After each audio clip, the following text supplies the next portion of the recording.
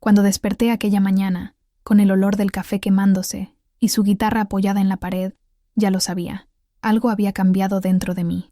El aire de la casa estaba diferente, pesado, como si las paredes hubieran escuchado lo que yo fingía no saber. El amor, hija mía, el amor puede ser dulce, pero cuando se agria, huele como leche vieja. Soy Carmelita Ramírez, pero todos aquí en San Miguel del Monte, en Jalisco, me llaman Doña Melita. Tengo 68 años. La rodilla ya no dobla como antes, pero la cabeza...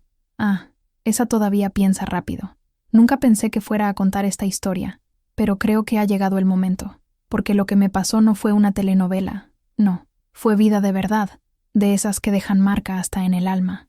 Recuerdo bien el día en que don Osvaldo apareció, sombrero de paja en la cabeza y esa manera de saber entrar despacio en la vida de uno. Trajo un saco de maíz de la milpa y una sonrisa mansa, diciendo que venía solo a hacer compañía. Y yo, tonta que soy, abrí la puerta y el corazón. Después de tantos años viuda, me sentí mirada de nuevo. Él me llamaba Flor del Campo y tocaba en la guitarra unas canciones antiguas que parecían hechas solo para mí. Y yo fui creyendo, hilo por hilo, palabra por palabra. Empezamos a vernos todos los días. Él arreglaba la cerca, ayudaba en la huerta, me acompañaba hasta el mercado de Tepatitlán. Cuando llegó el tiempo de la cosecha, ya era casi como si viviera allí, y la gente comenzó a murmurar. Ya sabes cómo es un pueblo pequeño. Yo fingía que no me importaba, pero en el fondo, lo que sentía era una mezcla de orgullo y miedo. Orgullo de seguir siendo deseada, y miedo de perder la poca paz que había construido sola. Pero la paz, aprendí, es animal arisco.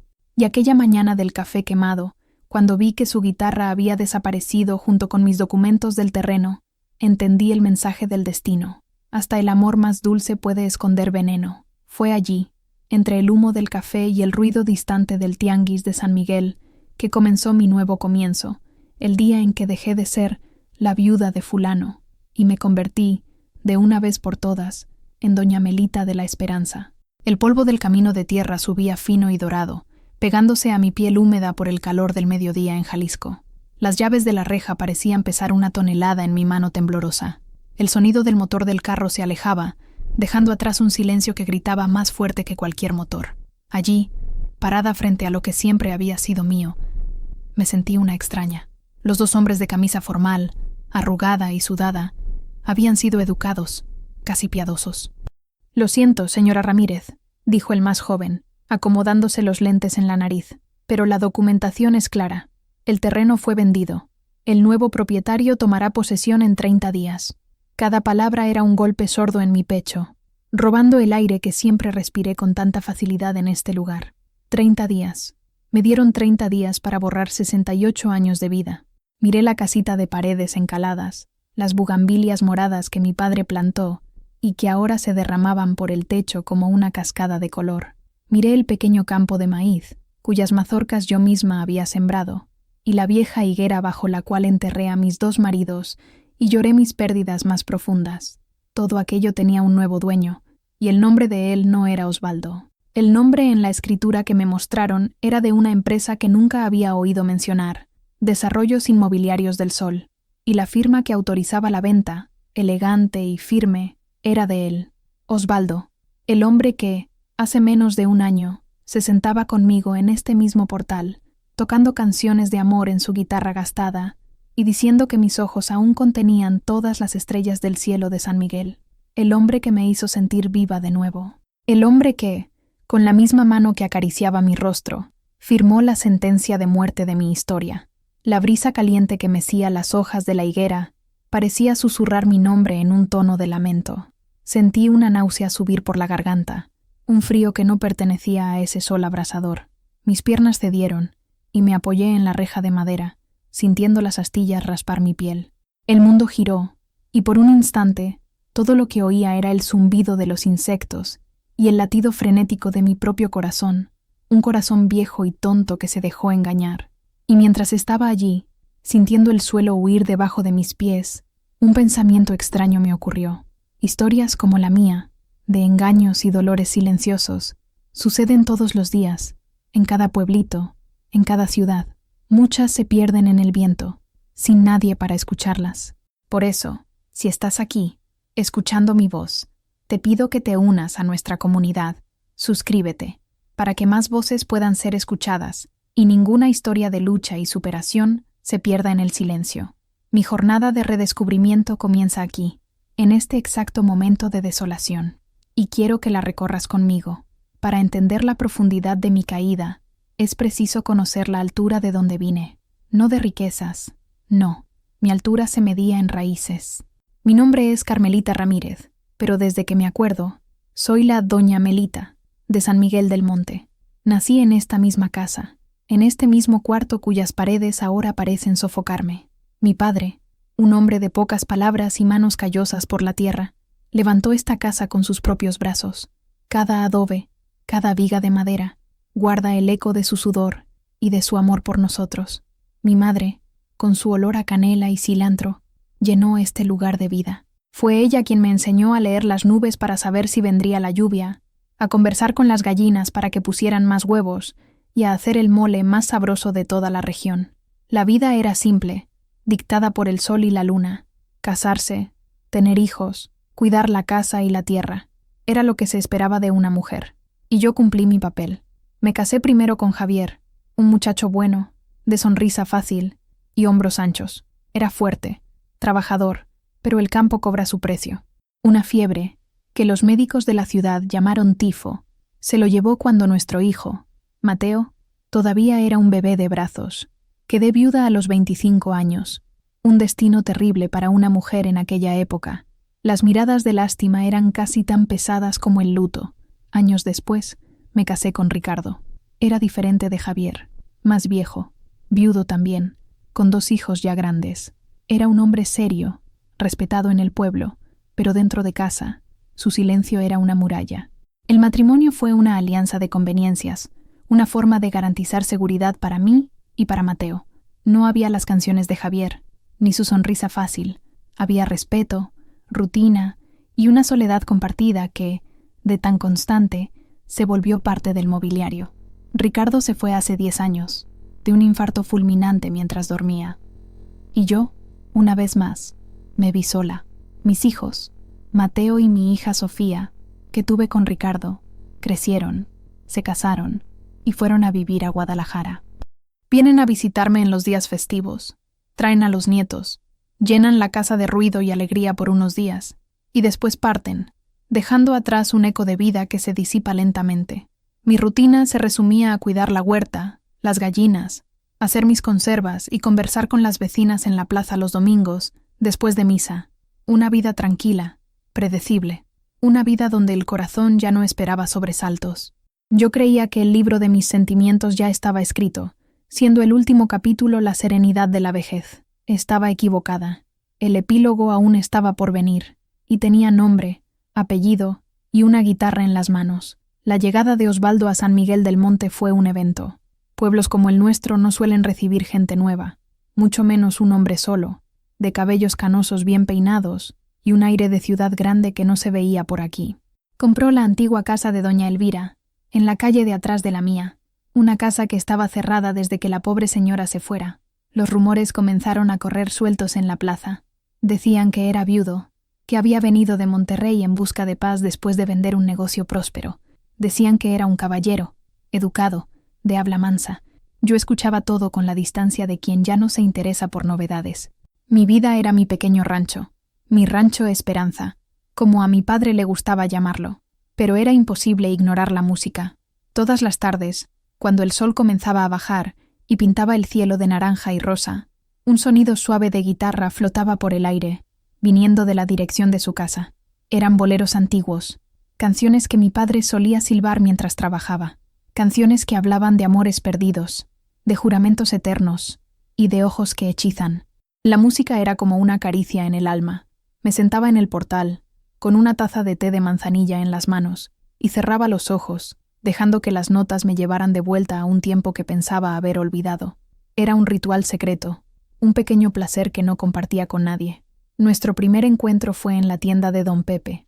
Estaba escogiendo jitomates, apretando uno por uno para sentir la firmeza, cuando una voz aterciopelada sonó detrás de mí. «Con permiso, señora. ¿Podría decirme cuál es el mejor chile para un buen chile colorado?» Me volteé y me encontré con él. Era más alto de lo que imaginaba, con ojos castaños que brillaban con cierta melancolía y una sonrisa que parecía tímida, pero que alcanzaba sus ojos. Usaba una camisa de lino blanco, impecablemente planchada, y olía a una loción de sándalo que contrastaba con el olor a tierra y especias de la tienda. «Depende de su gusto, señor», respondí, un poco avergonzada. «El guajillo da color y un sabor suave. El ancho es más dulce, pero si quiere un poco de fuego, el de árbol nunca falla». Sonrió, una sonrisa que iluminó su rostro. «Voy a confiar en su consejo, entonces. Guajillo y un poco de ancho. Me gusta el sabor, no los incendios». Tomó los chiles y después se volvió hacia mí nuevamente. «Soy Osvaldo Vargas, su vecino de la calle de atrás. Carmelita Ramírez, pero puede llamarme Melita. Doña Melita, escuché hablar muy bien de usted. Dicen que sus conservas de higo son las mejores de Jalisco». Sentí mi rostro calentarse. «Es solo un pasatiempo. Un pasatiempo que endulza la vida de otros es una bendición», dijo él, con una seriedad que me sorprendió. «Espero tener el honor de probarlas algún día». Pagó por sus compras, me hizo un leve movimiento de cabeza y salió, dejando atrás el olor a sándalo y la melodía de un bolero que ahora parecía tener un rostro. Aquella noche, la música de la guitarra sonó diferente. Parecía más cercana, como si fuera una invitación, y mi corazón, ese músculo adormecido, dio un pequeño y tímido vuelco. Pasaron algunos días. La música continuaba siendo mi compañía vespertina, pero ahora me sorprendía imaginando sus manos en las cuerdas, la expresión en su rostro mientras tocaba. En una tarde de jueves, mientras regaba mis rosales, oí el chirrido de su reja y lo vi caminando por el callejón que separaba nuestros terrenos. Cargaba una pequeña canasta. «Doña Melita», me llamó, parándose a una distancia respetuosa. «Disculpe la molestia». «No es molestia alguna, don Osvaldo. Intenté seguir una receta de mi difunta esposa para hacer pan de elote, pero digamos que el resultado fue más útil como ladrillo que como alimento». Se rió, un sonido agradable y contenido. «A cambio, traje algunos aguacates de mi patio. Están en su punto». No pude evitar reír también. «Acepto el intercambio con gusto. Un buen aguacate vale más que un pan mal hecho». Me pasó la canasta por encima de la cerca baja. «Sabe, Melita, la música que toca usted me recuerda a mi padre». Las palabras salieron antes de que pudiera contenerlas. Sus ojos se suavizaron. «Es la música de nuestra generación, llena de poesía. Hoy en día, la música es solo ruido». Miró hacia mi portal, hacia las 2 sillas mecedoras de mimbre. «Su portal parece el lugar más pacífico del mundo. Es mi santuario», admití. «¿Puedo hacerle una propuesta indecente?», preguntó, con un brillo divertido en los ojos. «Si usted me ofrece una taza de ese famoso té de manzanilla suyo, yo le ofrezco una serenata particular. Solo una canción». Dudé por un instante. Hacía décadas que un hombre no me hacía una invitación tan directa, tan galante, pero había algo en su postura, en su mirada respetuosa, que me tranquilizó. «La propuesta no es nada indecente, don Osvaldo. Sería un placer». Aquella tarde, se sentó en la silla mecedora que fue de Ricardo, afinó su guitarra y con los ojos fijos en los míos, tocó «Sabor a mí». Su voz no era potente, pero era afinada y llena de un sentimiento que parecía genuino. Mientras cantaba, el mundo alrededor desapareció. Éramos solo él, yo, la música y el sol poniente derramando su luz dorada sobre nosotros. Cuando la última nota se desvaneció, nos quedamos en silencio por un largo momento. «Hace mucho tiempo que nadie canta para mí», dije, con la voz embargada. «Una mujer como usted merece una canción todos los días», respondió él, bajito. A partir de ese día, nuestras conversas en el portal se volvieron un ritual. Me contaba sobre su vida en Monterrey, sobre la empresa de transportes que construyó de la nada, sobre su esposa, Inés, que partió hace 2 años, víctima de una enfermedad implacable. Hablaba de ella con una mezcla de nostalgia y admiración que me conmovía. Yo, por mi parte, le conté sobre Javier y Ricardo, sobre la crianza de mis hijos, sobre las alegrías y las dificultades de vivir de la tierra. Era un oyente extraordinario. Hacía preguntas, se interesaba por los detalles de mi rutina, elogiaba mis manos por ser manos que crean vida. No me miraba como una abuela, una viejita cuyo tiempo ya pasó. Me miraba como una mujer, y bajo su mirada comencé a sentirme como una. Las semanas se transformaron en meses. Osvaldo se convirtió en una presencia constante y bienvenida en mi vida. Me ayudaba con cosas pequeñas, arreglaba la llave que goteaba, reforzaba la cerca del gallinero, cargaba los sacos de abono que eran demasiado pesados para mí. Eran gestos pequeños, pero que significaban mucho. Significaban cuidado. Nunca llegaba con las manos vacías. Traía frutas de la ciudad, un pan dulce de la mejor panadería de Guadalajara, o simplemente una flor cosechada en su jardín. Y yo lo recibía con café fresco, con una rebanada de pastel de elote, con mis conservas que él tanto elogiaba. Nuestras tardes se llenaban de conversaciones, de música y de un silencio cómodo, el tipo de silencio que solo existe entre dos personas que se sienten a gusto una con la otra. Un día, estábamos sentados en el portal, observando a los colibríes disputarse el néctar de mis flores. «Sabe, Melita», dijo él, de repente, «cuando llegué a San Miguel, era un hombre vacío. El dolor de la pérdida de Inés se había llevado todo. Vine aquí para esperar que el tiempo pasara. Solo eso». Hizo una pausa, mirando hacia el horizonte. «Pero entonces la conocí a usted, y usted, con su fuerza silenciosa, con la paz que emana de usted y de este lugar, comenzó a llenar ese vacío. Me hizo recordar que la vida continúa, que todavía existe belleza en el mundo». Se volvió hacia mí, y sus ojos castaños estaban húmedos. «Usted todavía tiene un brillo en los ojos, Carmelita. Un brillo que muchas mujeres jóvenes ya perdieron. Es el brillo de quien vivió, de quien amó, de quien sufrió, pero nunca se dejó apagar. Ninguna palabra, en todos mis años, me había tocado tan profundamente. Sentí un calor esparcirse por mi pecho, un rubor subir a mis mejillas que pensé que ya no era capaz de sentir. No estaba solo halagándome, me estaba viendo a la mujer detrás de las arrugas, del cabello blanco, de las manos manchadas de tierra. Aquella noche, después de que se fuera, me miré en el espejo de mi cuarto, un espejo antiguo, con el marco de madera oscura y el vidrio manchado por el tiempo. Busqué el brillo del cual él hablaba, y por primera vez en mucho, mucho tiempo, lo encontré. Era un brillo tímido, casi apagado, pero estaba allí, y era él, con sus palabras y su atención, quien lo estaba soplando de vuelta a la vida, como se sopla las brasas de una fogata adormecida. Comencé a cuidarme más. Empecé a usar el vestido de flores que Sofía me había dado de regalo y que estaba guardado en el fondo del armario. Le pedí a mi nieta que me trajera una crema para las manos de la ciudad. Sujetaba el cabello con un peine de madreperla que fue de mi madre. Eran pequeñas vanidades, pequeños gestos de amor propio que había abandonado. Estaba floreciendo de nuevo, a los 68 años. Y el jardinero de mi nueva primavera era Osvaldo. Mi hija, Sofía, siempre fue la pragmática de la familia. Con los pies bien plantados en la tierra, heredó la seriedad del padre, Ricardo, y un sentido de protección que, a veces, rozaba el exceso. Cuando le conté sobre Osvaldo, durante una de sus visitas de fin de semana, vi la preocupación fruncir su frente. Estábamos en la cocina, preparando el almuerzo. El olor a ajo y cebolla sofriéndose llenaba el aire. ¿Un amigo, mamá?, preguntó ella, picando un manojo de cilantro con una precisión quirúrgica. «Un hombre que acaba de llegar al pueblo. Es un buen hombre, Sofía, un caballero, viudo como yo. Nos hacemos compañía». «¿Qué tipo de compañía?», insistió, sin mirarme a los ojos. «Conversamos, toca la guitarra, me ayuda con las cosas del rancho. Es una amistad, solo eso». Yo misma no estaba segura de creer en aquellas palabras. Había algo más en el aire entre Osvaldo y yo, una corriente eléctrica que no sabía nombrar. Sofía dejó de picar el cilantro y se volvió hacia mí. Sus ojos oscuros, tan parecidos a los del padre, me analizaban. «Mamá, usted pasó la vida entera siendo fuerte, cuidando de todo sola. No quiero que nadie se aproveche de su soledad». La palabra me golpeó como una piedra. Soledad. ¿Era eso lo que sentía? Sí, lo era. Una soledad profunda, que la presencia de los hijos y nietos en los días festivos no lograba llenar. Pero escuchar eso de la boca de mi hija me pareció una acusación. No soy una tonta, Sofía. Sé cuidarme. Sé que no lo es. Pero los hombres pueden ser encantadores cuando quieren algo.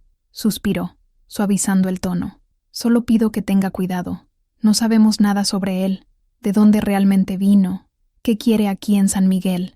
Sus palabras plantaron una pequeña semilla de duda en mi corazón. Era verdad. ¿Qué sabía sobre Osvaldo, además de lo que él mismo me contara? Su historia sobre Monterrey, sobre la empresa, sobre la difunta esposa, era todo un monólogo. Nunca me mostró una foto de Inés, nunca mencionó el nombre de un amigo o pariente. Cuando preguntaba sobre sus hijos, cambiaba de tema, diciendo que era una historia triste, que se habían alejado después de la muerte de la madre. Un día, mientras me ayudaba a arreglar un estante en la despensa, su teléfono sonó. Se alejó para contestar, hablando en voz baja, casi susurrando.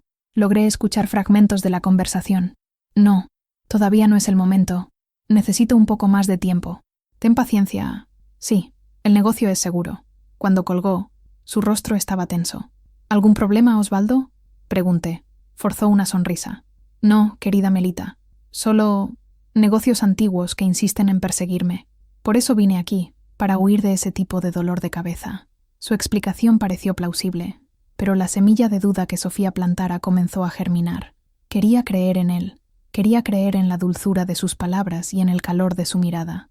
Pero una sombra fina, casi imperceptible, comenzó a proyectarse sobre la luz que había traído a mi vida. Y esa sombra tenía la forma de una pregunta. ¿Quién era, de verdad, el hombre que cantaba boleros en mi portal? La fiesta de San Miguel, en septiembre, era el evento más esperado del año. La plaza central se llenaba de puestos de comida, de luces de colores y del sonido de los mariachis. Las familias paseaban, los niños corrían con globos, y el olor a elote asado y churros con canela se mezclaba en el aire. Hacía años que no iba a la fiesta. Después de que Ricardo murió, perdí el ánimo para multitudes. Prefería el silencio de mi casa. Pero, ese año, Osvaldo insistió. Vamos, Melita. No puede esconderse del mundo. La vida sucede allá afuera. Déjeme mostrarle la fiesta a través de mis ojos. Prometo que cuidaré de usted. Vino a buscarme al anochecer. Estaba elegante, con una guayabera blanca y pantalones oscuros. Me trajo una gardenia de su jardín, que él mismo prendió en mi cabello con un cuidado que me hizo contener la respiración. Por primera vez en mucho tiempo, sentí una agitación nerviosa, la misma que sentía en la adolescencia antes de un baile. Caminar por la plaza del Brazo con él fue extraño y maravilloso. La gente nos miraba. Vi a las vecinas cuchicheando detrás de sus abanicos, las miradas curiosas de los hombres jugando dominó en el kiosco. Sentí mi rostro enrojecer, pero Osvaldo apretó mi brazo con firmeza, como diciendo, no le importe, somos nosotros dos. Me compró un algodón de azúcar, que no comía desde niña. Ganamos un osito de peluche en un puesto de tiro al blanco, que me entregó con una reverencia teatral. Bailamos una ranchera lenta en medio de la plaza, al son de los mariachis. Me sentía torpe, mis piernas ya no tenían la misma agilidad, pero él me guiaba con una seguridad y una delicadeza que me hicieron sentir ligera como una pluma. En sus brazos, bajo el cielo estrellado de San Miguel, con la música envolviéndonos, me sentí joven de nuevo, me sentí deseada. Todas las dudas, todas las advertencias de Sofía, se disolvieron en la magia de aquel momento. Cuando la fiesta comenzó a vaciarse, me acompañó hasta mi casa. El camino estaba silencioso, iluminado apenas por la luz plateada de la luna. Nos detuvimos frente a mi reja, el mismo lugar donde, meses después, mi mundo se derrumbaría, pero aquella noche era un lugar sagrado. Gracias por la noche, Osvaldo. Fue mágica, dije, con la voz suave. La magia es usted, Carmelita, respondió él, acercando el rostro al mío. Sus manos sostuvieron mi rostro con una ternura infinita. Sus ojos buscaron los míos en la penumbra, pidiendo permiso, y yo lo di. Cerré los ojos y esperé. Sus labios tocaron los míos con una suavidad sorprendente. No fue un beso de pasión arrolladora, sino un beso de cariño, de reconocimiento. Un beso que decía, te veo y te quiero. Un beso que tenía sabor a canela, a algodón de azúcar y a esperanza. Duró apenas unos segundos, pero para mí duró toda una vida. Cuando nos separamos, apoyó su frente en la mía. No esperaba sentir esto de nuevo, Melita, susurró. Ni yo, respondí, con el corazón latiendo descompasado. Aquella noche, la duda no tenía lugar en mi corazón. Había solo la certeza de que algo bello e inesperado estaba sucediendo, y me entregué a ese sentimiento con la imprudencia de una adolescente y la gratitud de una mujer que pensaba que el amor era una puerta que ya se había cerrado para siempre. El beso en la reja cambió todo. La barrera final de formalidad entre nosotros se deshizo. Ya no era don Osvaldo, y yo ya no era doña Melita. Éramos Osvaldo y Carmelita. Nuestra amistad se profundizó, adquiriendo los colores de un romance tardío. Empezó a hacer las comidas conmigo casi todos los días. Mi cocina, antes silenciosa, ahora se llenaba con el sonido de su risa y de las historias que contaba sobre sus supuestos viajes de negocios. Me enseñó a hacer el ceviche como lo preparaban en Sinaloa, y yo le enseñé los secretos de mi pozole rojo. Cocinábamos juntos, una danza torpe entre ollas y condimentos, pero que nos unía de una forma íntima y doméstica. Comenzamos a construir un nido. Era un nido hecho de pequeños rituales. El desayuno en el portal, la lectura del periódico en voz alta, los paseos de fin de tarde hasta el arroyo, las noches en que traía la guitarra y cantaba para mí hasta que mis ojos pesaran de sueño. Comenzó a dejar cosas en mi casa, un cepillo de dientes en el baño, un par de botas de trabajo cerca de la puerta trasera, un libro a medias en la mesa de noche. Cada objeto era como una raíz que él clavaba en mi territorio, en mi corazón. Me acostumbré a su presencia, me acostumbré al olor a sándalo en mi almohada, al sonido de su respiración tranquila a mi lado, en las noches en que la soledad se volvía insoportable y él se quedaba, durmiendo en la silla mecedora al lado de mi cama, solo para que no me sintiera sola. Era el epítome del cuidado y la devoción. Sin embargo, las sombras, aunque más tenues, todavía estaban allí. Un día, encontré una cajetilla de cigarros en el bolsillo del saco que olvidara. Eran de una marca cara, importada. Me pareció extraño, pues él siempre me dijera que había dejado de fumar hace 20 años, por insistencia de Inés. Cuando lo confronté, de forma casual, se rió. «Ah, ¿eso? Es de un viejo amigo que encontré en la ciudad. Lo olvidó en mi carro. Yo mismo no soporto el olor». La respuesta fue rápida, suave, pero algo en ella no sonó verdadero. En otra ocasión, mi vecina Elena, una señora chismosa, pero de buen corazón, comentó conmigo en la tienda: «Melita, su Osvaldo es un hombre viajado, ¿no? Mi sobrino, que es camionero, juró que lo vio en Tijuana la semana pasada. ¿Pero él no te dijo que iba a Monterrey a resolver unos papeles? ¿Tijuana?» La ciudad quedaba en dirección opuesta a Monterrey. Cuando lo cuestioné, frunció el ceño, pareciendo confundido. «¿Tijuana? Elena debe estar equivocada. Su sobrino debe haberme confundido con otra persona. Estuve en Monterrey todo el tiempo, resolviendo el papeleo de la pensión de Inés. Es una burocracia terrible». Parecía tan ofendido con la sugerencia que me sentí culpable por haber dudado. Pedí disculpas y guardé la información en un rincón oscuro de mi mente. Estaba tan embriagada por la felicidad, tan agradecida por la compañía, que elegí ignorar las señales. Quería que aquella burbuja de afecto y cuidado fuera real. Necesitaba que lo fuera. Y así, continué tejiendo nuestro nido, ignorando el hecho de que uno de los hilos, el de la verdad, estaba peligrosamente flojo. La vida tiene una manera cruel de recordarnos nuestra fragilidad. Una mañana, al intentar levantar una canasta de naranjas, sentí un dolor agudo en la espalda baja. El dolor fue tan intenso que perdí el aliento y tuve que sentarme en el suelo, esperando que el mareo pasara. Me quedé allí por casi media hora, incapaz de moverme, hasta que Osvaldo, preocupado por mi silencio, vino a buscarme. Me cargó en brazos, con una fuerza que me sorprendió, y me acostó en la cama. Llamó al doctor Morales, que vino de la ciudad, y diagnosticó una distensión muscular seria. La orden era clara: reposo absoluto por al menos 2 semanas. Esas 2 semanas fueron una revelación. Por primera vez en la vida, dependía de alguien para todo. Osvaldo se transformó en mi enfermero particular. Cocinaba para mí, me ayudaba a tomar los medicamentos, leía para mí, y se aseguraba de que no hiciera ningún esfuerzo. Lo hizo con una paciencia y una ternura que me dejaron profundamente conmovida y al mismo tiempo aterrorizada. El terror no venía de él, sino de mi propia vulnerabilidad. ¿Y si él no estuviera allí? ¿Y si algo peor sucediera? ¿Y si me caía y me quebraba una cadera? ¿Quién cuidaría de mí? Sofía y Mateo tenían sus vidas, sus trabajos, sus hijos. No podía convertirme en una carga para ellos. Por la noche, el dolor en la espalda se mezclaba con el dolor del miedo. El miedo de envejecer sola, de enfermar y estar desamparada en esta casa demasiado grande. Las paredes que antes eran mi refugio, ahora parecían una trampa. Osvaldo percibía mis angustias.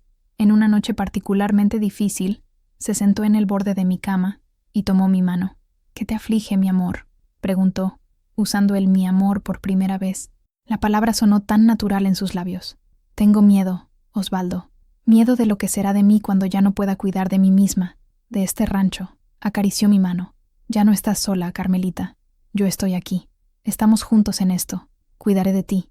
siempre. Sus palabras eran un bálsamo, pero también el cebo perfecto para la trampa que estaba, pacientemente, montando. Comenzó a hablar sobre el futuro, sobre nuestro futuro. Sabes, Melita, esta casa, esta tierra, es tu vida. Pero la burocracia es complicada. Si algo te sucediera, Dios no lo permita. Tus hijos tendrían que lidiar con inventarios, impuestos. Sería un dolor de cabeza enorme para ellos. Sabía que tenía razón. Ya había visto a otras familias pelearse por herencias. Yo podría ayudar, continuó él, con la voz mansa y persuasiva. Tengo experiencia con estas cosas. Podríamos organizar todo, dejar todo en orden, para que no tengas de qué preocuparte, para que podamos simplemente vivir nuestra vejez en paz, cuidándonos uno al otro. Hablaba de nosotros, de nuestro futuro, de nuestra paz. Se estaba insertando en mi vida de una forma que iba más allá de la compañía y el romance. Se estaba ofreciendo para ser mi protector, mi administrador, mi puerto seguro. Y yo, fragilizada por el dolor físico y por el miedo existencial, me aferré a esa promesa como un náufrago se aferra a un pedazo de madera. La idea de entregarle a él el control, que por tantos años sostuve con uñas y dientes, comenzó a parecer no una derrota, sino un alivio. La recuperación fue lenta. Incluso después de que el dolor agudo pasó, mi espalda continuó recordándome mi edad. Ya no tenía la misma agilidad para cuidar la huerta, y la simple tarea de barrer el patio me dejaba exhausta. Osvaldo continuaba siendo mi brazo derecho, haciendo el trabajo pesado sin nunca quejarse, siempre con una sonrisa y una palabra de aliento. Se había vuelto indispensable, y él lo sabía. El asunto de la organización de los papeles volvía a surgir de vez en cuando, siempre de forma sutil. Mencionaba el caso de un vecino que murió sin testamento y cuya familia ahora estaba en pie de guerra. Hablaba sobre cómo el gobierno era ávido de impuestos sobre herencia. Pintaba un cuadro de caos burocrático que me asustaba. La propuesta final vino en una noche lluviosa de noviembre. La lluvia golpeaba fuerte en el techo de zinc, y el olor a tierra mojada entraba por la ventana. Estábamos sentados a la mesa de la cocina, terminando una sopa caliente que él había preparado. La luz de la lámpara creaba un círculo íntimo y acogedor a nuestro alrededor. «Carmelita», comenzó él, dejando la cuchara. Su tono era serio, casi solemne. «He pensado mucho en nosotros, en nuestro futuro. Te amo. Amo esta casa, esta vida que estamos construyendo juntos, y quiero protegerte». Mi corazón dio un salto. Nunca había dicho «te amo» de forma tan directa. «Yo también te amo, Osvaldo», respondí, y era verdad. En aquel momento, lo amaba con toda la fuerza de mi corazón solitario. «Por eso necesito hablarte sobre algo delicado», continuó él. «Estuve conversando con un amigo mío, un abogado en Guadalajara, sobre mi situación. Como viudo, mi pensión de Inés es complicada, y si queremos unir nuestras vidas de verdad, tal vez hasta casarnos algún día, necesitamos tener nuestras finanzas en orden». Hizo una pausa, como si estuviera escogiendo las palabras con extremo cuidado. Me explicó que, para que yo tenga acceso a ciertos beneficios y agilizar el proceso de mi pensión, sería mucho más simple si tuviera una propiedad a mi nombre aquí en Jalisco. Es una formalidad, ¿entiendes? Una prueba de residencia y estabilidad. Lo escuchaba, intentando entender la lógica detrás de aquella conversación. Y entonces pensé, en este rancho, es tu casa, siempre lo será. Pero, ¿y si temporalmente, solo en el papel, lo pusiéramos a mi nombre? Sería un acto de confianza entre nosotros. No cambiaría nada en nuestro día a día. Seguiría siendo la dueña de todo. Pero para el gobierno, para la ley, esto me ayudaría a resolver mis pendientes y, así, podría cuidar de ti con más seguridad. Podríamos incluso acceder a un préstamo para arreglar el techo, para construir ese baño nuevo que tanto quieres. El aire en la cocina pareció volverse más denso.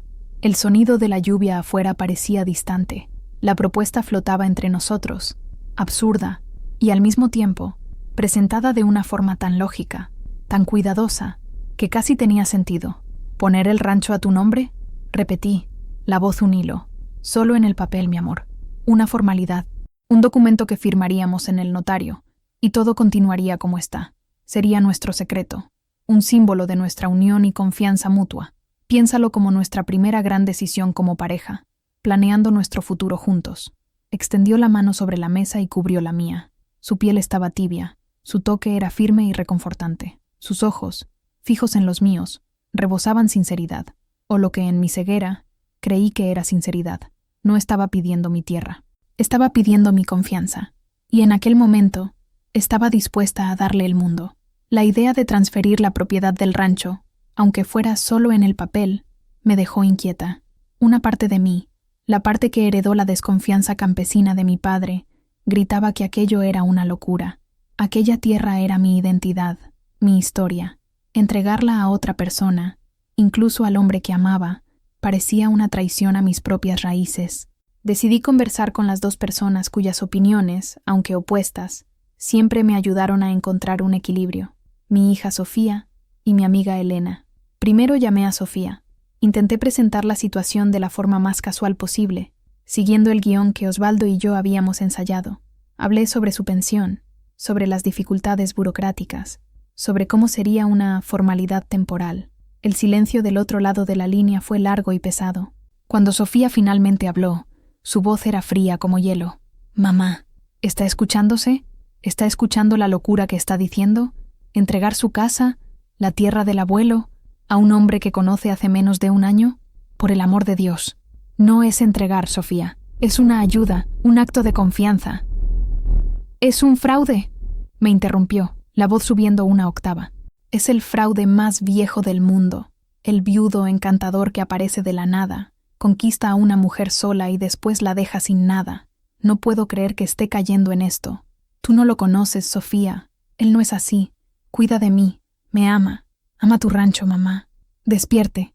Si firma cualquier papel, tomo el primer autobús a San Miguel y la encierro en casa hasta que recupere el juicio. No haga esto. Se lo suplico». Colgué el teléfono con las manos temblorosas y el corazón apretado. Su reacción había sido más dura de lo que esperaba. Me sentí tratada como una niña, como una vieja senil que ya no sabía tomar sus propias decisiones. La rabia se mezcló con la duda. Al día siguiente, busqué a Elena. La encontré barriendo la acera, como siempre hacía al final de la tarde. Le conté la misma historia, pero con un tono más romántico. Hablé de nuestro amor, de nuestro futuro juntos, de cómo aquel gesto sellaría nuestra unión. Elena, una romántica incurable que suspiraba con las telenovelas, escuchó todo con los ojos brillando. «Ay, Melita, qué hombre», dijo ella, apoyándose en la escoba. «Eso es amor de verdad. Un hombre que planea un futuro contigo, que quiere protegerte, y una mujer que confía en él al punto de entregarle su bien más preciado. Es como en las novelas. Pero, ¿y si es arriesgado, Elena?», pregunté, buscando un poco de prudencia en su entusiasmo. «Arriesgado es vivir una vida sin amor», declaró ella, con la certeza de una filósofa. «¿Qué es un pedazo de tierra comparado con tener un compañero para la vejez? ¿Un hombre que canta para ti? Melita, la vida te dio una segunda oportunidad. No la desperdicies por miedo. El amor exige coraje y confianza». Salí de la casa de Elena con la cabeza aún más confusa. De un lado, la dura y aterradora racionalidad de Sofía. Del otro, el llamado romántico y soñador de Elena. Razón contra emoción. Miedo contra confianza. Cuando volví a casa, Osvaldo estaba en el portal, afinando su guitarra. Me vio llegar y abrió una sonrisa. «Estaba pensando en ti, mi amor». Comenzó a tocar los primeros acordes de «Contigo aprendí», una canción que habla sobre descubrir las cosas bellas de la vida a través del amor. Su voz, la melodía, el sol poniente, todo conspiraba para silenciar la voz de Sofía y amplificar la de Elena. En aquel momento, mirándolo, tomé mi decisión. Elegiría el amor, elegiría la confianza, ignoraría el miedo y la razón, pues pertenecían a un mundo gris y solitario. Y yo, finalmente, estaba viviendo en colores. Osvaldo actuó rápido. A la mañana siguiente, anunció que ya había agendado una cita con el notario en Ocotlán, una ciudad más grande, a 1 hora de San Miguel. «Es mejor allá», dijo. «Es un conocido de confianza. Agilizará todo para nosotros. En pueblos pequeños, la gente habla demasiado. La lógica parecía impecable. Menos chisme, más discreción». El viaje a Ocotlán fue silencioso. Miraba por la ventanilla del carro, viendo el paisaje árido de Jalisco pasar, y un nudo se formaba en mi estómago. La voz de Sofía hacía eco en mi mente. «Es un fraude. Despierte». Intenté alejarla, enfocándome en el rostro de Osvaldo a mi lado. Manejaba con una mano en el volante y la otra sosteniendo la mía, acariciando mis dedos. Parecía calmado, seguro. Su tranquilidad era contagiosa. «¿Está todo bien, mi amor?», preguntó él, percibiendo mi tensión. «Sí, solo un poco nerviosa». No hay motivo. Es solo un paso, el primero de muchos que daremos juntos. Sonrió, y me aferré a aquella sonrisa. La oficina del notario no era como imaginaba. No era un lugar solemne y antiguo, sino una sala pequeña y moderna en un edificio comercial. El hombre que nos recibió, un sujeto de mediana edad con un bigote fino y un traje demasiado brillante, no parecía ser un conocido de confianza. Apenas nos miró a los ojos. Se llamaba licenciado Gutiérrez. Puso una pila de papeles sobre la mesa. «Aquí está el contrato de compraventa», dijo él, con una voz monótona. «¿Compraventa?», pregunté, sorprendida. Pensé que sería una transferencia, una donación. Osvaldo apretó mi mano por debajo de la mesa. «Es la terminología legal, querida», intervino él, rápidamente. «Para el gobierno, toda transferencia de propiedad es una compraventa, aunque sea simbólica. Es solo para constar». El licenciado Gutiérrez carraspeó. «Exacto. El valor declarado es simbólico, solo para fines fiscales. La señora Carmelita Ramírez cede todos los derechos sobre la propiedad ubicada en San Miguel del Monte al señor Osvaldo Vargas. Firme aquí, aquí y aquí». Señaló los lugares con la punta de una pluma. Sentí un escalofrío. La palabra cede sonaba tan definitiva, tan final. Miré a Osvaldo, buscando una última confirmación. Él asintió con la cabeza, los ojos transmitiendo un mensaje claro. «Confía en mí». Tomé la pluma. Mi mano temblaba tanto que apenas podía sostenerla. El nombre, Carmelita Ramírez, parecía extraño, como si perteneciera a otra persona. Cada letra que dibujaba en el papel parecía arrancar un pedazo de mí, la firma de toda una vida de trabajo, la herencia de mi padre, la seguridad de mis hijos. Todo se resumía a aquel garabato. Cuando terminé, sentí un vacío inmenso. El licenciado Gutiérrez tomó los papeles, los selló con fuerza y los guardó en una carpeta. «Listo. El proceso de registro tomará algunas semanas. El señor Vargas será notificado cuando todo esté finalizado». Se levantó, indicando que la reunión había terminado. Todo no duró más de 10 minutos. En el regreso a casa, Osvaldo estaba eufórico. «¿Viste? No dolió nada», dijo riendo. «Ahora sí, mi amor. Ahora podemos comenzar a planear nuestro futuro sin preocupaciones». Hablaba sobre el arreglo del techo, sobre comprar un carro nuevo, sobre un viaje que haríamos a la playa. Apenas lo escuchaba. Miraba mis manos, los dedos que habían sostenido la pluma, y me sentía una extraña para mí misma. Lo había hecho. Había firmado. Había entregado mi mundo a cambio de una promesa. Y, en el fondo de mi alma, una voz fría y aterradora susurraba que acababa de cometer el mayor error de mi vida. Las primeras semanas después de la firma fueron un borrón de felicidad fabricada. Osvaldo estaba más atento que nunca, como si quisiera probarme que había tomado la decisión correcta. Me cubría de pequeñas gentilezas, flores, elogios. Continuaba tocando su guitarra en el portal, pero ahora las canciones parecían tener un tono diferente, casi triunfante. Sin embargo, gradualmente, las cosas comenzaron a cambiar.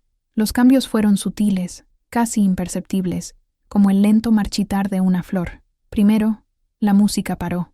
Las tardes en el portal se volvieron más silenciosas. Cuando preguntaba por qué ya no tocaba, daba excusas vagas. «Mis dedos están doliendo hoy». «Oh, no estoy inspirado, mi amor». La guitarra, antes su compañera inseparable, ahora acumulaba polvo en un rincón de la sala. Después, las ausencias se volvieron más frecuentes y más largas. Los viajes para resolver los papeles de la pensión en Guadalajara se extendieron por días. Siempre llamaba, la voz llena de nostalgia, pero sus explicaciones eran evasivas. Cuando volvía, parecía cansado, irritable. El hombre paciente y sereno estaba dando lugar a alguien tenso y preocupado. Las conversaciones también cambiaron. Ya no me preguntaba sobre mi día, sobre la huerta, sobre las pequeñas alegrías de mi rutina. Sus pensamientos parecían estar en otro lugar.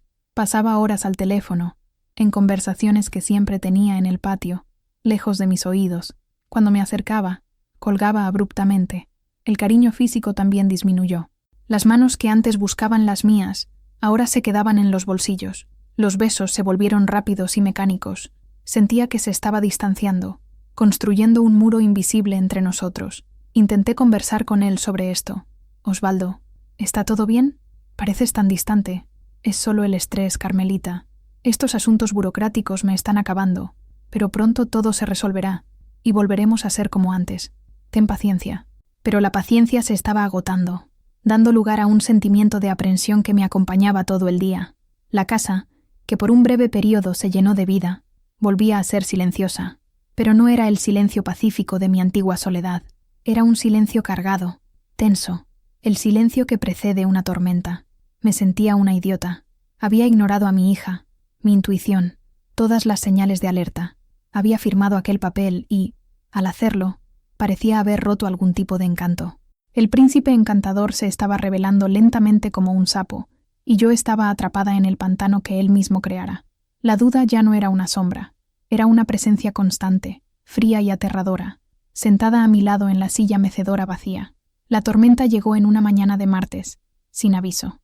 El sol estaba fuerte, el cielo era de un azul límpido, y nada indicaba la catástrofe que estaba a punto de suceder.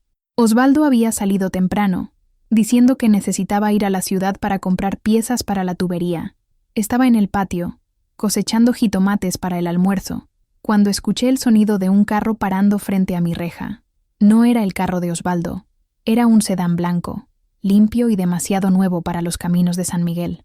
2 hombres de camisa formal bajaron. No eran de la región. Sus zapatos de cuero y sus portafolios ejecutivos los delataban. Me quedé observando desde la huerta, el corazón comenzando a latir más rápido. Abrieron la reja, mi reja, con la naturalidad de quien entra en su propia casa. Caminaron por el terreno, mirando todo con una mirada evaluadora.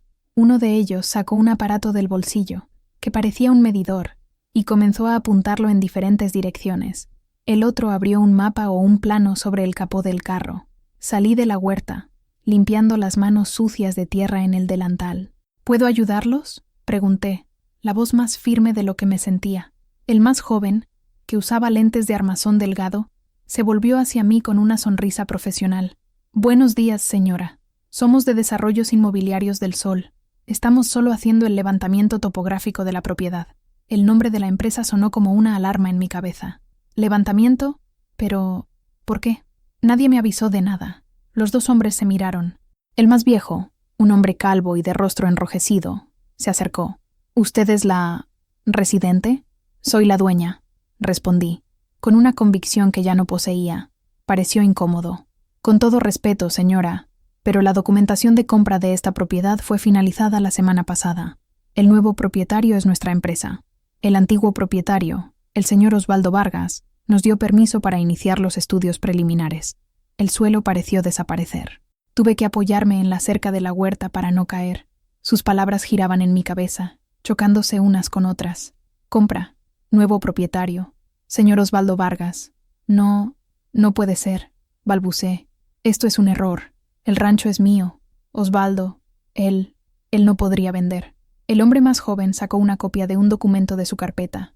Lo siento, señora Ramírez, dijo, con una voz que intentaba ser amable, pero la documentación es clara. Esta es la escritura, registrada en la notaría de Ocotlán. El terreno fue vendido. El nuevo propietario tomará posesión en 30 días. Me extendió el papel.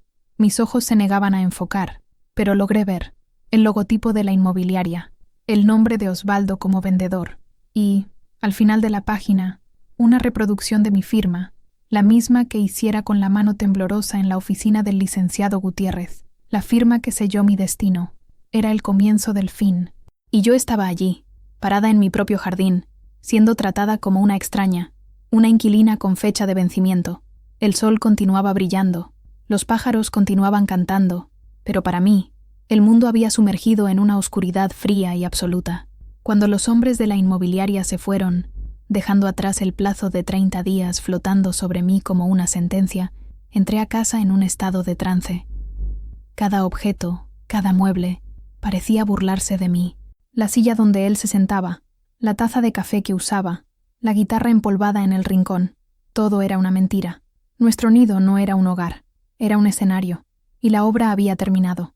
Pasé horas sentada a la mesa de la cocina, el papel de la escritura frente a mí, esperándolo.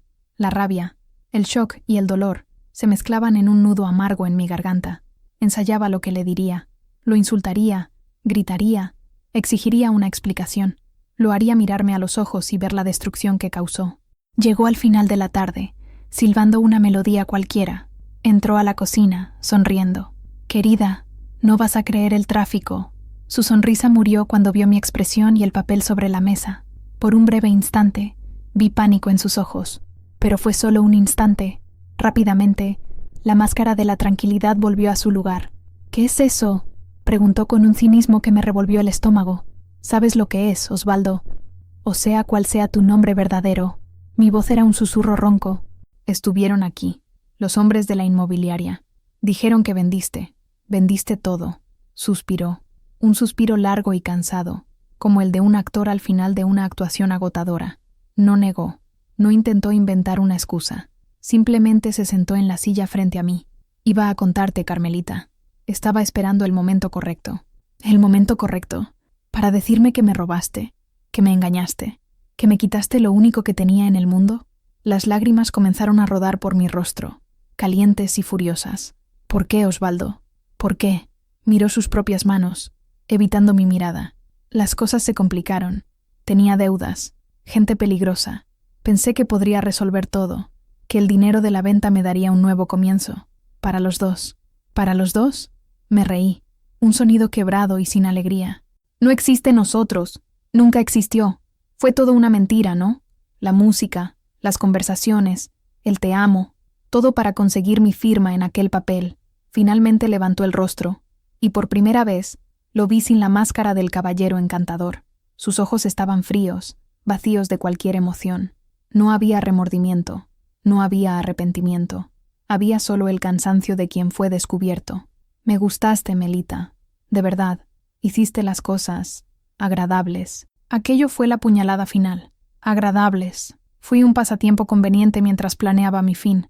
Me levanté, el cuerpo temblando de rabia y de un dolor tan profundo que parecía físico. «Vete, sal de mi casa. Ahora». Se levantó también, sin prisa. Caminó hasta el cuarto. Tomó la pequeña maleta que ya estaba lista.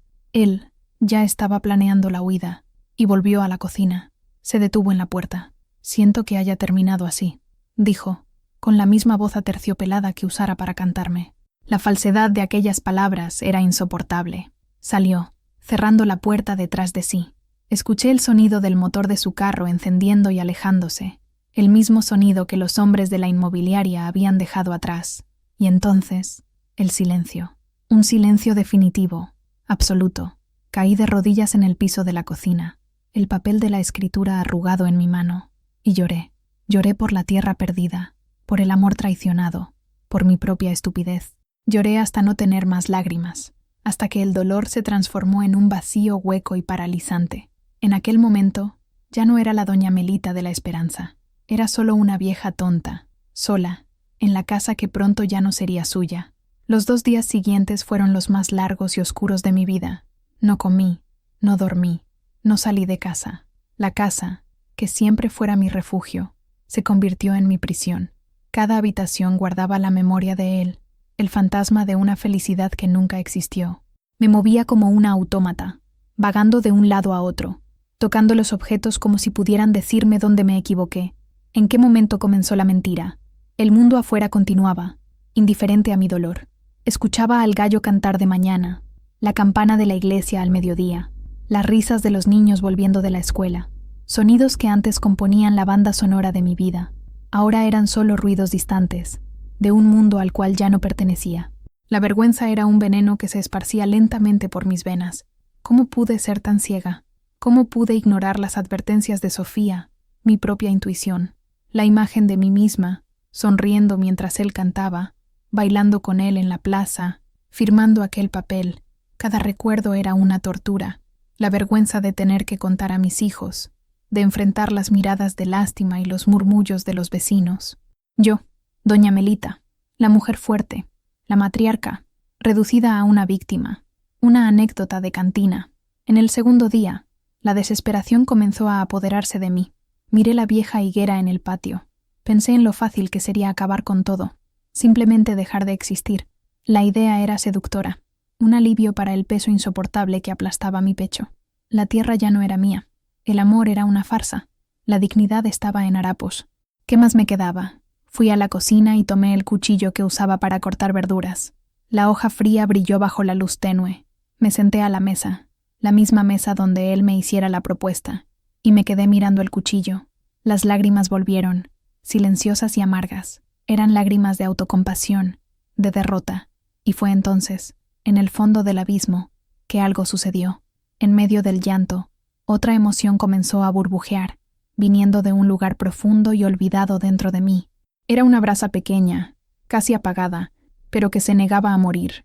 Era rabia, no la rabia impotente que sentí durante el enfrentamiento. Era una rabia diferente, una rabia fría, límpida, rabia de él, por su crueldad, y rabia de mí misma, por haber permitido que me disminuyera, por casi haberme rendido. Miré mis manos, las mismas manos que mi padre decía que tenían la sabiduría de la tierra, manos que plantaron, que cosecharon, que cocinaron, que cuidaron, que amaron, manos que construyeron. Eran manos fuertes, manos de una sobreviviente. Recordé a mi madre, que enfrentó la sequía y la enfermedad sin nunca doblegarse. Recordé a Javier, y la fuerza que necesité encontrar para criar a nuestro hijo sola. Recordé todos los desafíos que la vida me lanzó, y cómo siempre me levanté. Aquel hombre, aquel ladrón de sueños, no sería mi fin. Había robado mi tierra, pero no permitiría que robara mi fuerza. No merecía el poder de destruirme. Lentamente, me levanté.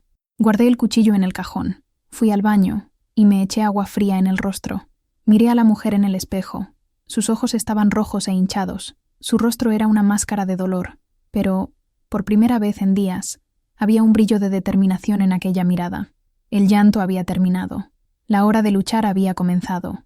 En la tercera noche, el luto dio lugar a la estrategia. La desesperación se transformó en un propósito frío y claro. Ya no podía darme el lujo de llorar.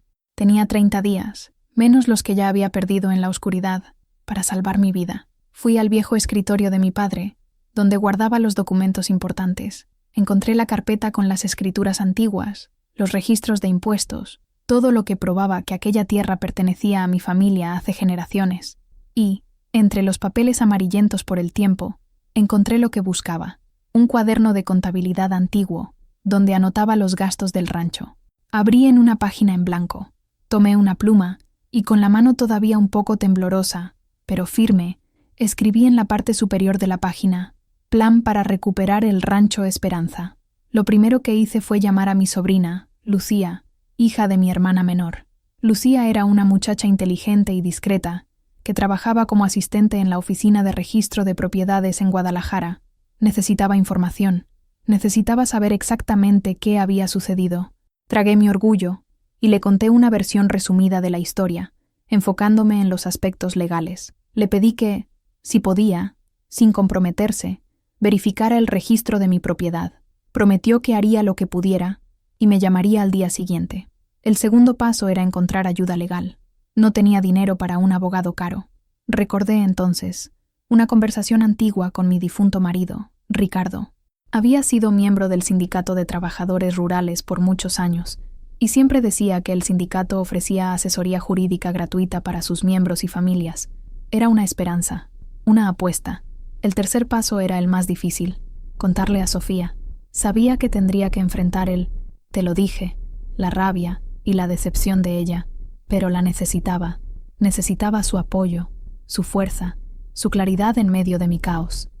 Pasé toda la noche organizando los papeles, haciendo anotaciones, trazando un plan.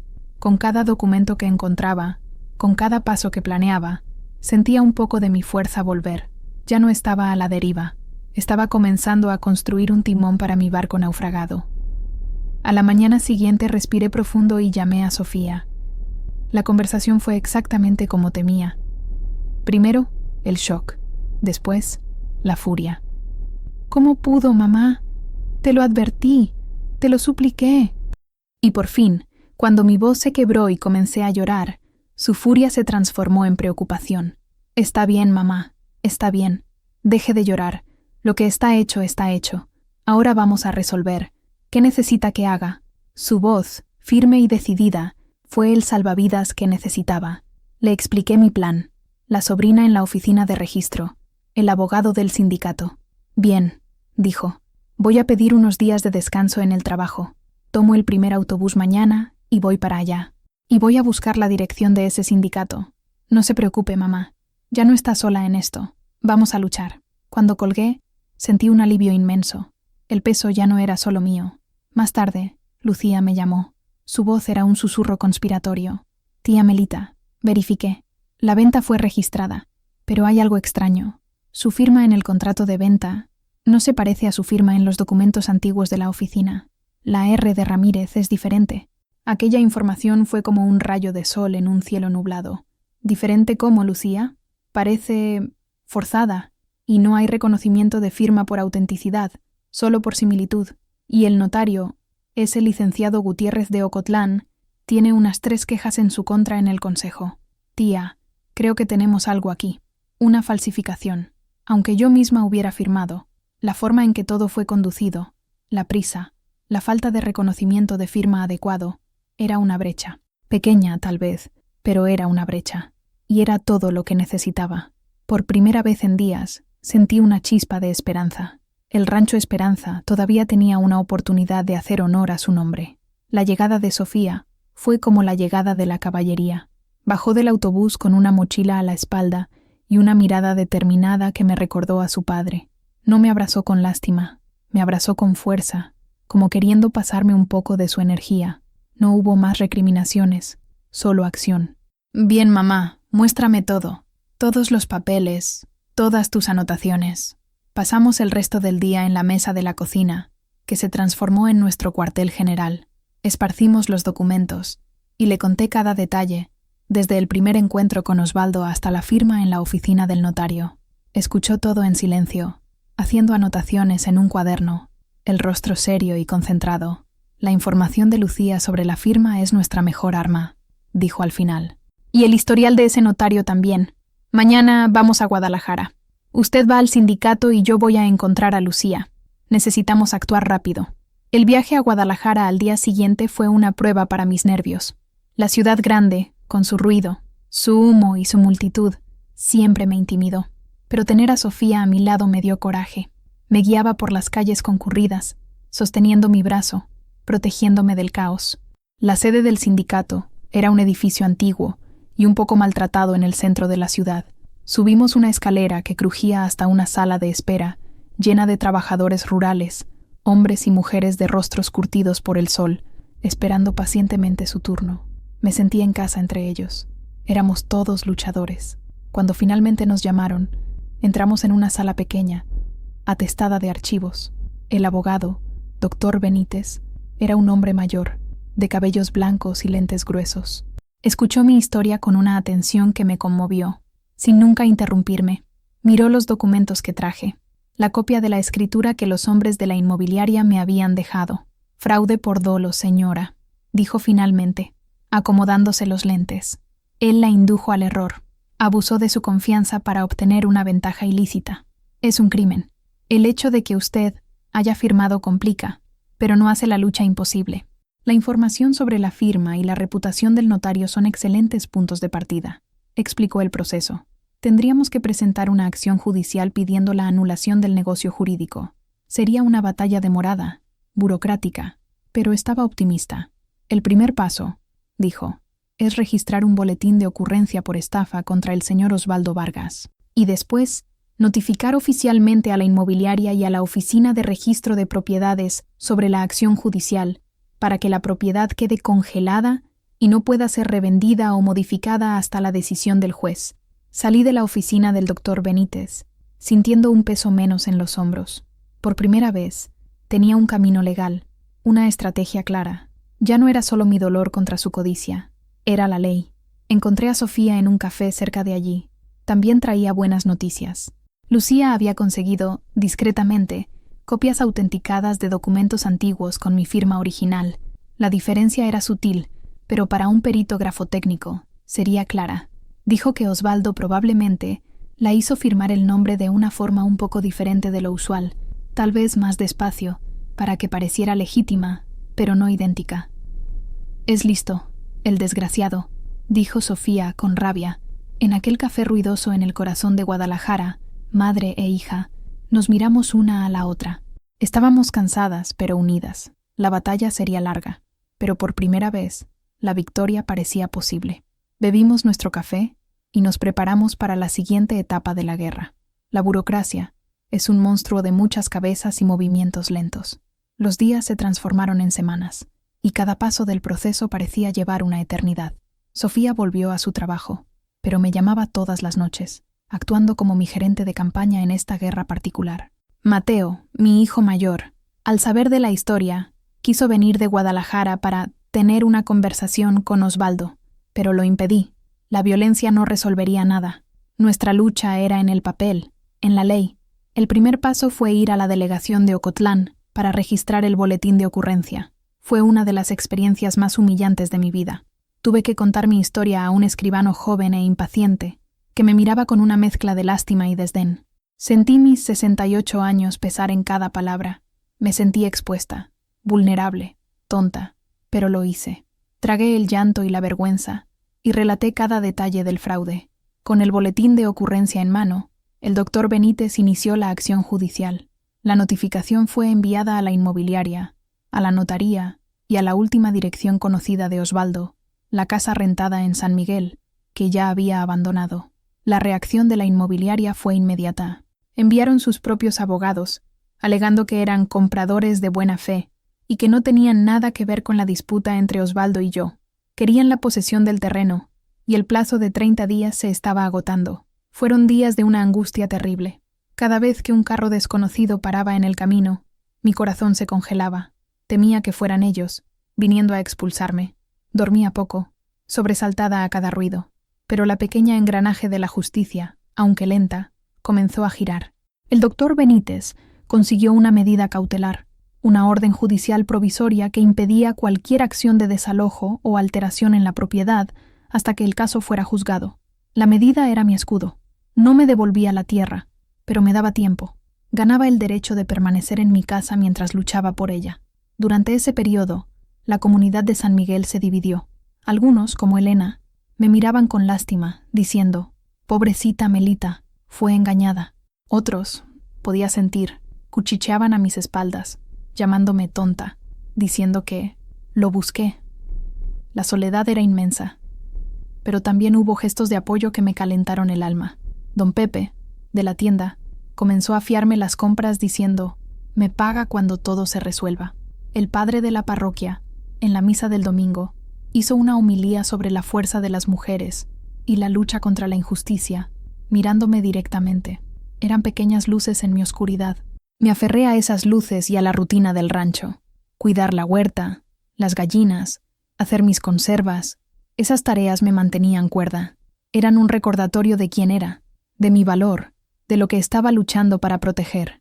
Cada jitomate que cosechaba, cada huevo que recogía, era un acto de resistencia. Todavía estaba allí. El rancho Esperanza todavía estaba vivo. Pasaron meses. La vida en San Miguel volvió a una normalidad superficial, pero para mí, todo era espera. La espera por una carta del tribunal, por una llamada del doctor Benítez, por cualquier noticia que indicara el rumbo de mi batalla. La noticia más importante llegó en una tarde de primavera. El juez había programado la primera audiencia de instrucción. Era mi oportunidad de contar mi historia, no a un escribano impaciente, sino a un juez. Era también la primera vez que quedaría cara a cara con los representantes de la inmobiliaria.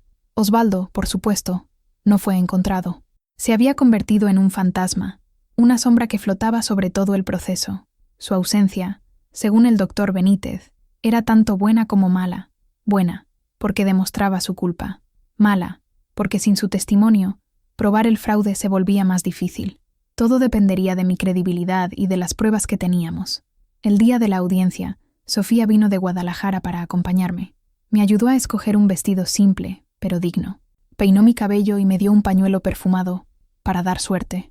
En el tribunal de Ocotlán, el mismo edificio donde firmara mi sentencia, la atmósfera era pesada e intimidante. Los abogados de la inmobiliaria, 2 hombres de trajes caros y rostros impasibles, nos miraron de arriba a abajo cuando entramos. La sala de audiencias era pequeña y sofocante. El juez, un hombre de apariencia severa, entró y el silencio se volvió absoluto. Me senté en la silla de los testigos y el corazón parecía que iba a salirse por la boca. El doctor Benítez me dio una sonrisa alentadora. El abogado de la inmobiliaria comenzó el interrogatorio. Su estrategia era clara: desmoralizarme. Me hizo preguntas sobre mi edad, sobre mi salud, sobre mi relación con Osvaldo. Intentó pintarme como una mujer senil y solitaria que se dejó llevar por un romance y que ahora, arrepentida, intentaba retractarse de un negocio legítimo. ¿Usted no estaba enamorada del señor Vargas, doña Carmelita?, preguntó, con un tono condescendiente. Respiré profundo, recordando el consejo del doctor Benítez. Responda solo la verdad, con calma y firmeza. Creí que lo amaba, sí. Creí en las mentiras que me contó. ¿Entonces usted firmó el contrato de venta por libre y espontánea voluntad como un gesto de amor?, insistió. Firmé lo que él me dijo ser una formalidad para ayudarlo con una pensión. Me engañó. Abusó de mi confianza y de mi soledad. La palabra soledad flotó en el aire. El abogado sonrió, satisfecho, como si hubiera caído en una trampa. Pero continué. Cuando llegó el turno del doctor Benítez, me guió por mi historia. Hablé sobre la llegada de Osvaldo, sobre la música, sobre cómo conquistó mi confianza. Hablé sobre mi problema de salud, sobre el miedo que sentí, y sobre cómo él usó ese miedo para manipularme. Hablé sobre el día en la oficina del notario, sobre la prisa, sobre la explicación de la compraventa simbólica. Mi voz, al inicio temblorosa, fue ganando fuerza. Ya no estaba hablando como una víctima, estaba hablando como una mujer que fue engañada, pero que se negaba a ser derrotada. Miré directamente al juez, y le conté no solo sobre la pérdida de la tierra, sino sobre la pérdida de la dignidad y sobre mi lucha para recuperarla. Cuando terminé, la sala estaba en silencio. El juez me observaba, el rostro indescifrable. No sabía si había sido convincente, pero sabía que había dicho mi verdad. Y, en aquel momento, eso era todo lo que importaba. La audiencia fue solo el comienzo. El paso siguiente, y tal vez el más crucial, fue la pericia grafotécnica. El juez determinó que un perito oficial analizara mi firma en el contrato de venta y la comparara con mis firmas en documentos antiguos. Lucía, mi sobrina, fue fundamental. Orientó al doctor Benítez sobre cuáles documentos de la oficina de registro serían los mejores para la comparación, documentos de diferentes épocas de mi vida, para mostrar la consistencia de mi trazo a lo largo de los años. El perito vino al tribunal de Ocotlán en un día programado. No necesité estar presente. El análisis sería puramente técnico. La espera por el resultado fue una agonía. En aquellas semanas, cada día parecía tener 48 horas. Intentaba ocuparme con el trabajo en el rancho, pero mi mente estaba siempre en el dictamen del perito. ¿Y si no veía la diferencia? ¿Y si concluía que la firma era, para todos los efectos, legítima? Todo mi caso se derrumbaría. Sofía me llamaba constantemente, intentando calmarme. «Mamá, la verdad está de nuestro lado. El perito lo verá. Tenga fe». Pero la fe era un recurso escaso. La ansiedad me robaba el sueño y el apetito. Comencé a adelgazar, y las ojeras bajo mis ojos se volvieron surcos profundos. Elena, mi amiga, venía a visitarme con sopas y tés, intentando animarme con sus historias de las telenovelas, pero ni siquiera los dramas de la televisión lograban distraerme de mi propia novela de la vida real. Finalmente, llegó la llamada del doctor Benítez. Estaba en la cocina, colando el café, cuando el teléfono sonó. Mi corazón se detuvo. Limpié las manos en el delantal y contesté, la mano sudando. «¿Doña Melita? Es el doctor Benítez. Tengo noticias». Su voz estaba calmada, profesional. No logré descifrar el tono. «Dígame, doctor». Recibí el dictamen de la pericia grafotécnica. Hizo una pausa que duró una eternidad.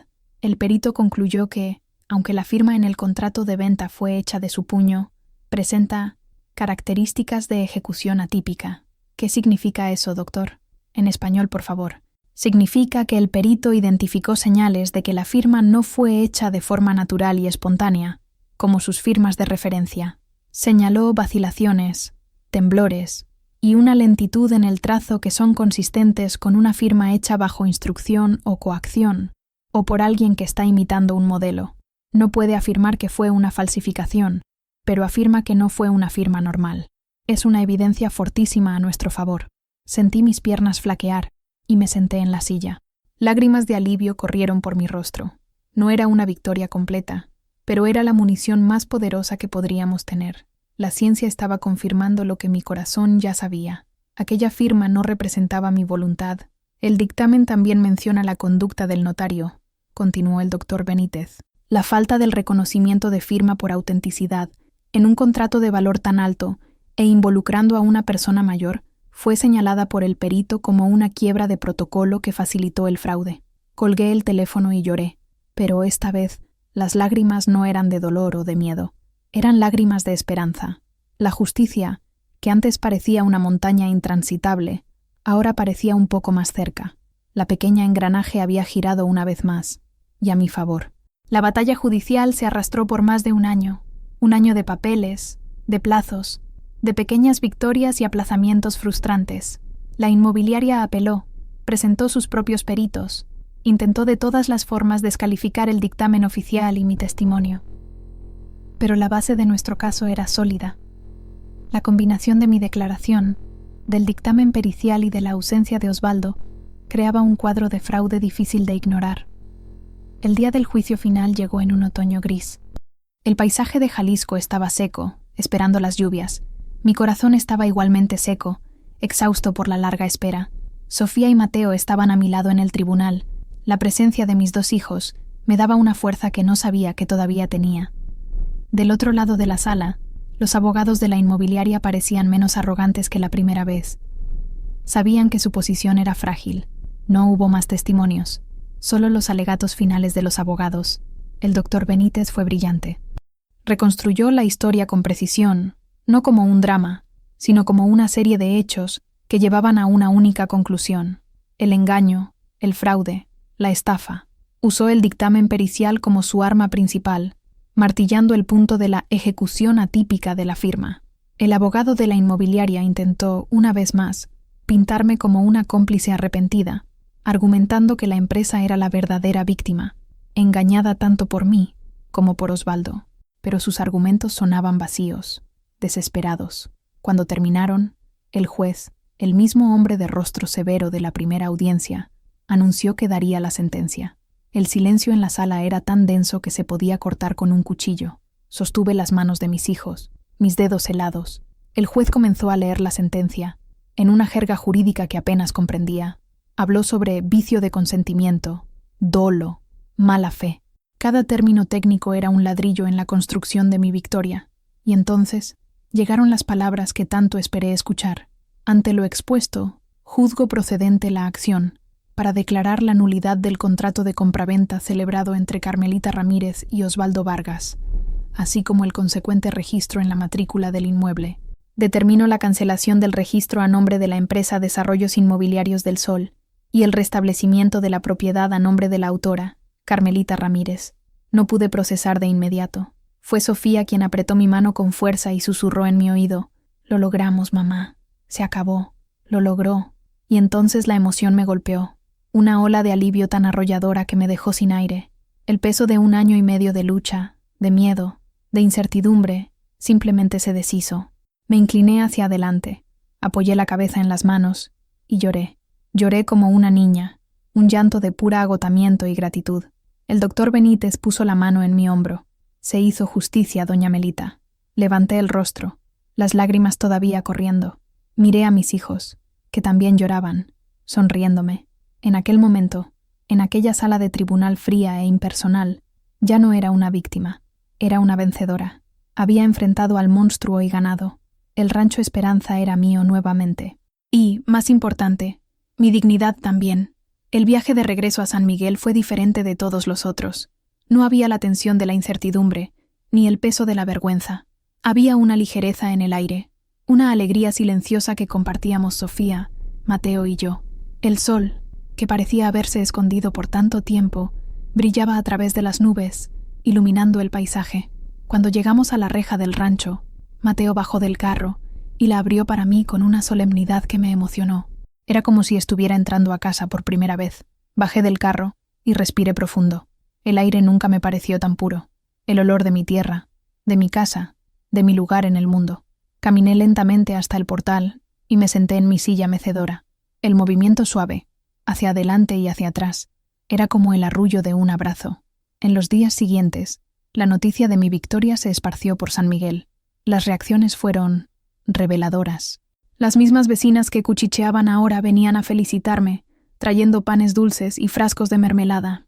Siempre supimos que lo lograría, doña Melita. Es una mujer de fibra. Aceptaba los cumplidos con una sonrisa educada, pero en mi corazón Sabía quién estuvo a mi lado cuando la tormenta era fuerte. Elena, mi amiga romántica, vino a abrazarme, llorando.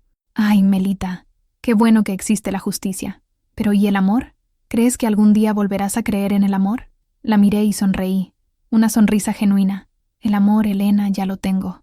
Tengo el amor de mis hijos, de mis nietos. Tengo el amor de esta tierra. Y, lo más importante, estoy aprendiendo a tener amor por mí misma de nuevo. El amor de un hombre, si viene, será bienvenido. Pero ya no es una necesidad, es un complemento. El cambio más grande, sin embargo, no fue en la forma en que los otros me veían, sino en la forma en que yo me veía. La experiencia, por más dolorosa que haya sido, me forjó de una manera inesperada. La mujer frágil y asustada que se dejó engañar había dado lugar a alguien más fuerte, más sabio, alguien que conocía su propio valor. Decidí que el rancho necesitaba reflejar esta nueva fase. Con la ayuda de Mateo y de algunos vecinos que se ofrecieron para trabajar a cambio de productos de mi huerta, iniciamos una gran renovación. Pintamos la casa, arreglamos el techo que Osvaldo prometiera reparar y construimos el baño nuevo que tanto soñaba. Pero el cambio más simbólico fue en la reja. Le pedí a un carpintero del pueblo que hiciera un letrero de madera nuevo, y en él, con letras cuidadosas, talló el nombre que mi padre siempre usó y que ahora tenía más sentido que nunca: Rancho Esperanza. Cuando lo colgamos en la entrada, sentí que un ciclo se cerraba. La esperanza había sido probada, traicionada, casi destruida, pero como las plantas tercas de mi huerta, había sobrevivido y estaba floreciendo nuevamente, más fuerte y más vibrante que antes. La vida en el Rancho Esperanza se asentó en una nueva y pacífica rutina. Los días se llenaban con el trabajo gratificante de la tierra, con las visitas de mis nietos los fines de semana y con las conversaciones tranquilas con los amigos verdaderos que la crisis reveló. El dolor de la traición de Osvaldo se había transformado en una cicatriz, de esas que ya no duelen al tacto, pero que sirven como un recordatorio permanente de las batallas ganadas. En cuanto a él, su destino se convirtió en una leyenda susurrada en San Miguel. Algunos decían que huyó a la frontera, otros que fue arrestado en otro estado por un fraude similar. Nadie sabía con certeza. Para mí, simplemente dejó de existir. Era un fantasma de un pasado que había superado. Su ausencia era mi paz. Un día, mientras limpiaba un armario antiguo, encontré su guitarra. Estaba en el mismo rincón donde la dejara, cubierta por una fina capa de polvo. Mi primer impulso fue quemarla, transformarla en cenizas, borrar el último vestigio material de su presencia en mi casa. La llevé al patio, lista para lanzarla a la fogata donde quemaba ramas secas. Pero, al sostenerla, sentí la madera lisa y pulida en mis manos. Recordé no solo las mentiras, sino la belleza de la música. La música no tenía culpa. Las canciones que tocaba eran las mismas que mi padre silbaba, las mismas que arrullaron mis sueños de juventud. Había robado tantas cosas de mí. No permitiría que robara también la música. En vez de quemarla, la limpié con cuidado. Las cuerdas estaban viejas y gastadas. Le pedí a Mateo que me trajera un juego de cuerdas nuevas de Guadalajara. Me miró, sorprendido. ¿Va a tocar, mamá? Voy a aprender, respondí, con una determinación que lo sorprendió. Empecé a dedicar un poco de tiempo todas las tardes para aprender a tocar la guitarra. Mis dedos, endurecidos por la tierra, eran torpes al principio. Los acordes salían desafinados, el ritmo era incierto, pero perseveré. Vi videos, pedí ayuda a un sobrino que tocaba en la banda de la iglesia. Lentamente, muy lentamente, los sonidos comenzaron a tener sentido. El primer acorde limpio que logré sacar del instrumento fue una pequeña victoria. La primera melodía simple, una canción de cuna que cantaba a mis hijos, me llenó de una alegría pura. No tocaba con la misma fluidez de Osvaldo. Mi voz no tenía el mismo terciopelo, pero mi música era diferente, era honesta. Cada nota que tocaba era un acto de reapropiación. Estaba tomando el símbolo de mi decepción y transformándolo en una fuente de alegría, en una expresión de mi propia voz. A veces, sentada en el portal al atardecer, con la guitarra en el regazo, pensaba si lo haría todo de nuevo, si el dolor de la lección valió la pena, y la respuesta venía, suave como la brisa del fin de tarde. Sí, lo haría todo de nuevo, porque la mujer que era antes de Osvaldo no sabría luchar como luché, no conocería la profundidad de su propia fuerza, y ciertamente no tendría el coraje de, a casi 70 años, aprender a tocar una canción, la canción de su propia vida. Hoy, Quien pasa por el camino de tierra frente a mi reja ve el letrero Rancho Esperanza brillando bajo el sol. Ve los campos verdes, las bugambilias moradas derramándose por el techo y, si es fin de tarde, tal vez me vea en el portal, con una guitarra en el regazo. No me convertí en una gran músico. Mis dedos todavía son un poco duros, y a veces hierro un acorde, pero toco las viejas canciones que me recuerdan a mi padre, las canciones de cuna que me recuerdan a mis hijos pequeños, y hasta los boleros que un día me engañaron, pero que ahora canto con una nueva voz, la mía. La gente del pueblo me llama, con una mezcla de respeto y cariño, Doña Melita de la Esperanza, y me gusta, porque eso es lo que soy, una mujer que, incluso después de la peor de las tormentas, encontró una manera de cultivar la esperanza nuevamente. Aprendí que el amor puede llegar a cualquier edad, pero la dignidad no tiene precio y no puede negociarse. Aprendí que la vulnerabilidad no es debilidad, pero que la confianza necesita ser conquistada, no entregada. Y aprendí, sobre todo, que la fuerza más poderosa que poseemos reside dentro de nosotros, esperando el momento correcto para revelarse. Mi historia no es una tragedia, es una historia de redescubrimiento. A los 68 años, un hombre me hizo sentir viva de nuevo, y después intentó destruirme. Pero, en el proceso, me enseñó a luchar. Me dio el regalo más inesperado, a mí misma, más fuerte y más completa que nunca. Pensó que se había llevado todo, pero se olvidó de una cosa. Podía llevarse la escritura, podía llevarse la ilusión, pero no podía llevarse mis raíces, y raíces profundas, incluso después del peor de los incendios, siempre encuentran una manera de brotar nuevamente. Y así, mi melodía continúa. Es una melodía simple, a veces un poco desafinada, pero es mía. Es la canción de una mujer que aprendió que nunca es demasiado tarde para ser dueña de su propia tierra, de su propio corazón y de su propia música. Y así como yo encontré mi voz al final de esta jornada, espero que tú también te hayas conectado con mi historia. Si cada acorde que toqué, cada lágrima que derramé y cada victoria que conquisté resonó en ti, te pido que nos ayudes a continuar contando historias como esta. Deja tu me gusta si crees en la fuerza de la superación, comenta qué parte te tocó más y, lo más importante, suscríbete al canal, porque cada suscripción es una nota más en nuestra gran sinfonía de voces y experiencias. Gracias por escucharme y que la esperanza florezca siempre en tu camino.